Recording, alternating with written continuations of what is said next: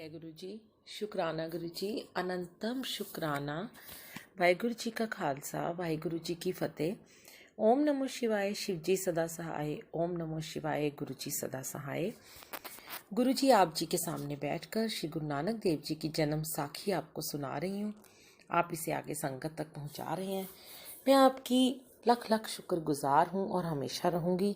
ऐसी सेवा आप मुझसे लेते रहिए। जय गुरु जी। शुकराना गुरु जी। साखी आगे चली। साखी जगन्नाथ की यात्रा। इसके पश्चात गुरुजी यात्रा करते करते जगन्नाथपुरी जा पहुंचे। जब गुरुजी मंदिर के भीतर जाने लगे तब वहां के पुजारियों और पंडितों ने गुरुजी को आगे से रोक लिया। तब गुरुजी ने कहा, हे बाला, चलो हम बाहर ही बैठ जाते हैं, जगन्नाथ आप हमें बुलाएगा। यह कह गुरुजी बाला और मर्दाना बाहर ही एक चबूतरे पर बैठ गए। जगन्नाथ को भोग लगाने का समय आया। तब गुरुजी को भोग नहीं लगता था। तब ठाकुर जी को भोग नहीं लगता था। तब पुजारियों ने हाथ जोड़कर प्रार्थना की कि हे ठाकुरों, आज हमसे कौन सी अवज्ञा हुई जो आप भोग स्वीकार नहीं करते। जब उन्होंने बहुत गड़ान प्रारंभ किया तब जगन्नाथ जी ने उत्तर में आकाशवाणी द्वारा कहा कि तुमने हमारे परम प्यारे श्री नानक देव निरंकारी जी को रोका है। बस ये बहुत ही भारी अवज्ञा की है। अब तुम निरंकारी जी को मेरे सन्मुख सम्मान से लेकर आओ, तब तुम्हारा भोग स्वीकार किया जाएगा। तब जगन्नाथ जी का ये फुरमान हुआ। तब सभी पंडित श्री गुरु जी के पास आकर गले में दुपट्टे डालकर चरणों पर गिर पड़े एवं त्राहिमा त्राहिमा शब्द कहने लगे तथा प्रार्थना की कि आप ठाकुर जी की आज्ञा मानकर तथा हमारे ऊपर अनुकंपा करके भीतर चलो। तुम्हारे जाने से ही ठाकुर जी भोग लगाएंगे। गुरुजी ने कहा, आपने तो हमें भीतर जाने नहीं दिया। हमने ठाकुर जी को अपने मन में बिठा लिया है तथा हम नहीं जाएंगे। अब तमाम पुजारी तथा पंडित एवं अन्य प्रतिज्ञित पुरुषों के साथ आकर गुरुजी से अनुनय विनय करने लगे और कहा, आप हमारी भूल को क्षमा करें। तब गुरुजी, जो महान संत स्वभाव के थे, उठकर अंदर गए तथा गुरुजी ने प्रसाद को हाथ लगाकर कहा, जो मेरा सिख यहाँ पर आए उसे किसी प्रकार का प्रतिबंध ना हो। इसके पश्चात भोग लगाया गया। जब आरती हुई तो सभी लोग खड़े हो गए, परंतु गुरुजी वहीं बैठे रहे। तब पंडितों ने कहा, हे गुरुदेव, आप आरती के समय खड़े नहीं हुए। गुरुजी ने उत्तर दिया, हम परमेश्वर की आरती मन से करते हैं और आप मनुष्य की आरती दिखावे से करते हो। तब उन पंडितों ने कहा, हे गुरुदेव, आप आरती करो और ना करो, आप पर आरती करो या ना करो, आप पर भगवान बोधा अथवा सदैव ही प्रसन्न है। जो कुछ आप करोगे सत्य ही करोगे। फिर गुरु नानक देव जी महाराज ने एक पवित्र शब्द कहा। तनासरी मोहल्ला पहला। गगन में थाल रव चंद दीपक बने, तारका मंडल जनक मोती, तूप मल आन लो पवन चवरो करे, सगल बन राय फुलंत ज्योति, कैसी आरती होए पव खंड ना तेरी आरती, अनहता सबद बाजंत पेरी रहाओ, सहस तव नैन नन नैन है तोहे कहो, सहस मूरत नना एक तो ही, सहस पद विमल नन एक पद गंध बिन, सहस तव गंध इव चलत मोही, सब में जोत जोत है सोई, तिसकै चानन सब में चानन होए, गुर साखी जोत परगट होए, जो तिस पावे तो आरती होए, हर चरण कमल मकरंद लोभित मनो, अंदिनो मोहे आही पियासा, कृपा जल दे नानका, सारंग को जाते तेरा नाम वासा। वार्तक ये पवित्र आरती सुनकर सभी गुरुजी के चरणों में प्रणाम करने लगे। फिर गुरुजी वहां से बाहर आ गए तथा एक सुंदर बावली बनवाई। इस बावली का परम सुंदर मीठा जल आज तक चला आ रहा है। फिर गुरुजी ने कहा कि यहाँ जो भी हमारा सेवक आए उसे हर प्रकार से खान पान आदि से सम्मानित किया जाए। फिर गुरुजी ने एक शब्द कहा, मोहल्ला पहला बसंत। रुत आइले सरस बसंत माहे, रंग राते रहे से तेरे चाय। किस पूछ चढ़ावो लगो पाए, तेरे दासन दासा कहो राय। जग जीवन जुगत न मिला काए, रहाओ तेरी मूरत एका बहुत रूप। किस पूछ चढ़ावो देव तू, तेरा अंत न पाया कहाँ पाए। तेरे दासन दासा कहो राय। तेरे सठ संबत सब तीर्था, तेरा सच नाम परमेसरा। तेरी गत अविगत नहीं जानिए, अनजानत नाम वखानिए। नानक बेचारा क्या कहे, सब लोग सलाहे एक सै। सिर नानक लोक का पाव है, बलिहारी जाओ जेते तेरे नाव है। वार्तक। ये पवित्र शब्द सुनकर सभी श्रोता अत्यंत प्रसन्न होकर गुरु जी की अनुयायी हो गए और फिर गुरु नानक देव जी जगन्नाथ जी के दर्शन करके वहां से चल दिए। साखी अयोध्यापुरी की। अब गुरुजी अयोध्या नगरी में आए। गुरुजी ने कहा, हे मर्दाना, ये महाराजा रामचंद्र जी की नगरी है। यहाँ त्रेता युग में राम अवतार हुए थे। फिर गुरुजी सूर्य नदी के तट पर जा बैठे। बाले ने प्रश्न किया, हे गुरुदेव, राम जी तो अयोध्या नगरी को अपने साथ ही ले गए थे, फिर ये नगरी यहाँ कैसे आ गई? गुरुजी ने कहा, हे बाला, मर्यादा पुरुषोत्तम श्री रामचंद्र जी मकानों को साथ नहीं ले गए थे, अपितु यहाँ के जो धर्मात्मा नर नारी थे वही राम भगवान के साथ साकेत लोक को गए थे। यदि तुम लोग भी परमात्मा का स्मरण करो और गुरु गोविंद की शरण रहो तो तुम भी वैकुंठ को प्राप्त कर सकते हो। फिर कुछ लोगों ने प्रश्न किया, हे महाराज, गुरु कितने प्रकार के हैं? गुरु जी ने कहा, हे भाई, गुरु 3 प्रकार के होते हैं। पहला गुरु तो पंडित होता है, परंतु ये पंडित लोग दूसरों को उपदेश करते हैं, स्वयं उस पर आचरण नहीं करते। उनसे मिलने पर पुण्य जरूर है, परंतु सद्गति नहीं होगी। और अवधूत गुरु हैं, उनकी विद्या रूपी हाथ पांव नहीं होते। वे अपना उद्धार किसी संत की कृपा से कर लेते हैं, परंतु दूसरों को पार नहीं कर सकते। और जो महापुरुष हैं, वह जहाँ अपना कल्याण करते हैं, वहाँ दूसरों को भी सत्य नाम का उपदेश देकर संसार से पार करने की सामर्थ्य रखते हैं। अर्थात प्रथम नंबर के दूसरों का कल्याण करते हैं और द्वितीय नंबर के अपना भी कल्याण करते हैं, परंतु अंत जो है वे अपना और दूसरों का कल्याण कर देते हैं। ये पवित्र उपदेश सुनकर सभी गुरु जी के चरणों में गिर पड़े और प्रार्थी हुए, हे गुरुदेव, आप हमारा कल्याण करें, आप महापुरुष हैं। तब गुरु जी प्रसन्न होकर बोले, हे भाई, आप सभी पहले इस संसार का अनित्य मानो तथा अतिथि की सेवा करो तथा मन से प्रभु स्मरण करो।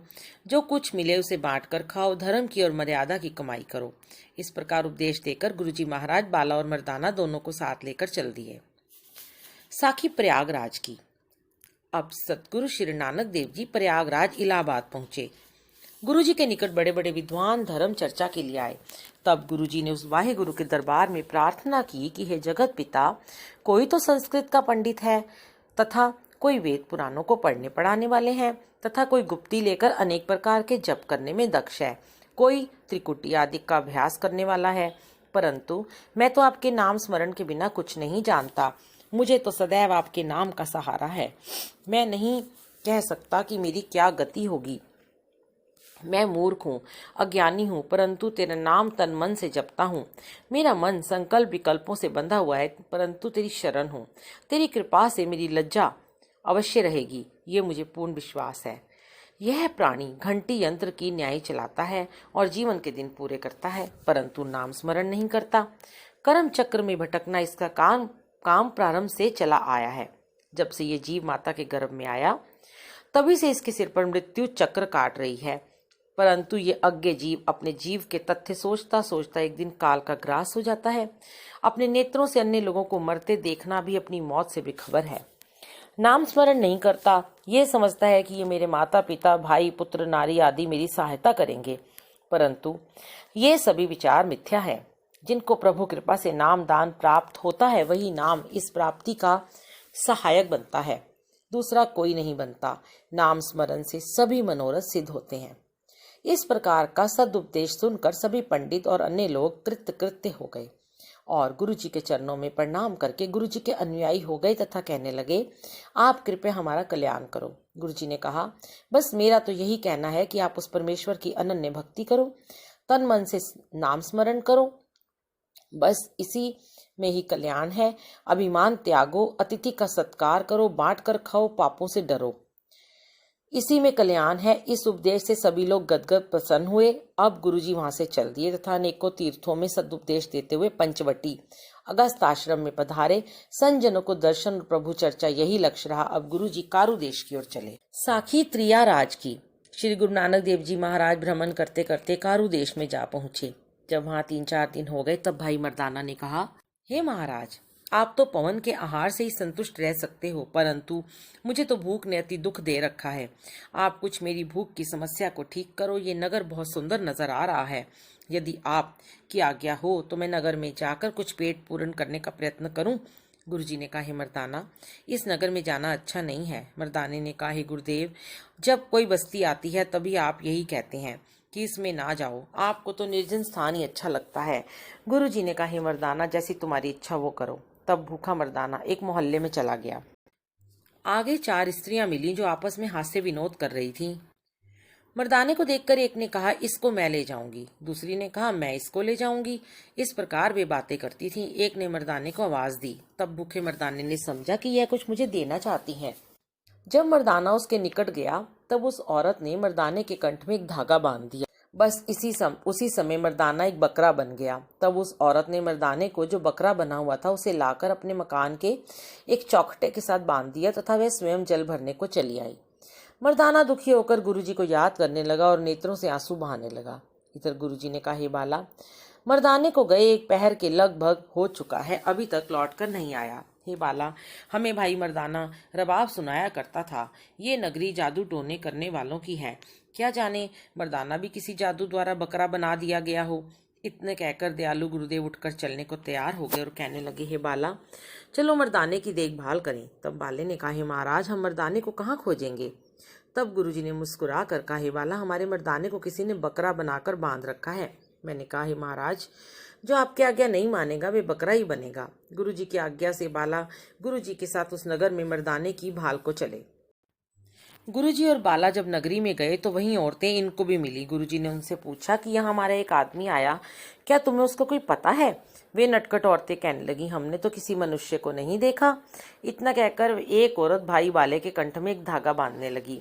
वह उसी समय कुत्ती बन गई और एक स्त्री गुरुजी के निकट आकर धागा बांधने लगी तो वह खोती गधी बन गई। उस समय श्री सर्वशक्तिमान गुरुदेव ने एक श्लोक उच्चारण किया। श्लोक शब्द, कल्लर किया वणजारियां झूठे मुशक मंगेन, अमला बाजो नानका क्यों कर कंत मिलेन। वार्तक।